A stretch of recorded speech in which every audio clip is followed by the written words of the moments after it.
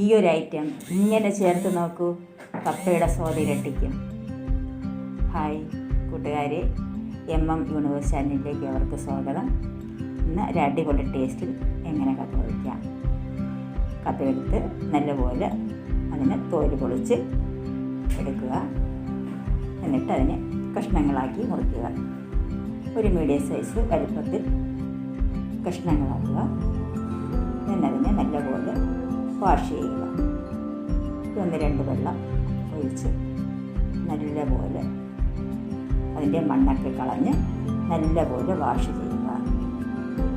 1-2 വെള്ളം അതിനെ നല്ലപോലെ വാഷ് ചെയ്ത് കപ്പയെല്ലാം ഒരു പാത്രത്തിലോട്ട് മാറ്റുക.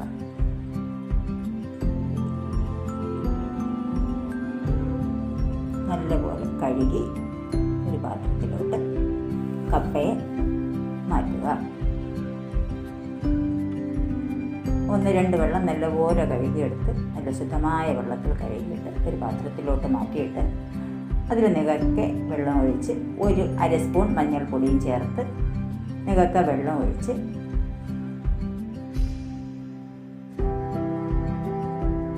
നല്ലപോലെ ഇളക്കി നികക്ക വെള്ളം ഒഴിച്ച് അടുപ്പിൽ വെച്ച് അടച്ച് വെച്ച് വേവിക്കുക. നല്ലപോലെ വെന്തതിന് ശേഷം വീണ്ടും അതിനെ ഒന്ന് ഇളക്കി നോക്കുക. വെന്തുവെന്ന് ഉറപ്പായതിന് ശേഷം വെള്ളം വറുത്ത് കളയാവുന്നതാണ്.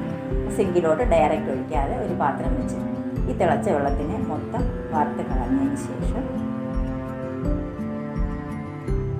നല്ലപോലെ ഇതിൻ്റെ വെള്ളത്തിനെ വറുത്ത് കളഞ്ഞതിന് ശേഷം ഇതിനാവശ്യമായ ഉപ്പ് ചേർത്ത് മിക്സ് ചെയ്യുക. ഉപ്പ് ആവശ്യാനുസരണം എത്രയാണോ വേണ്ടത് ഉപ്പ് ആവശ്യാനുസരണം ഇട്ടതിന് ശേഷം നല്ലപോലെ ചേർത്ത് ഇളക്കുക. നല്ലപോലെ മിക്സ് ആയതിന് ശേഷം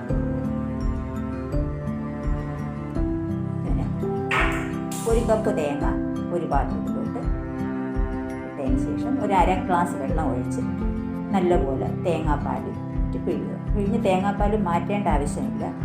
ആ തേങ്ങയും പാലുമായിട്ട് മിക്സ് ചെയ്ത് വെച്ചാൽ നല്ലപോലെ അതിൻ്റെ പാല് നല്ലപോലെ പിഴിഞ്ഞെടുത്തിട്ട് പിഴിഞ്ഞ് വയ്ക്കുക. ഒരു മൺചട്ടി അടുത്ത് വയ്ക്കുക. അതിൽ 2 സ്പൂൺ എണ്ണ ചേർക്കുക. എണ്ണ ചൂടായതിന് ശേഷം 1 സ്പൂൺ കടുക് ചേർക്കുക. കടുക് നല്ലപോലെ പൊട്ടിയതിന് ശേഷം മാത്രം വറ്റൽമുളക് ചേർക്കുക. 2 വറ്റൽമുളക് ചേർത്ത് ഒരു പിടി ചെറുള്ളിയും 2 സ്പൂൺ പച്ചമുളകും കുനുകുനെ അരിഞ്ഞ് ചേർത്ത് നല്ലപോലെ ഇളക്കി മിക്സ് ചെയ്യുക.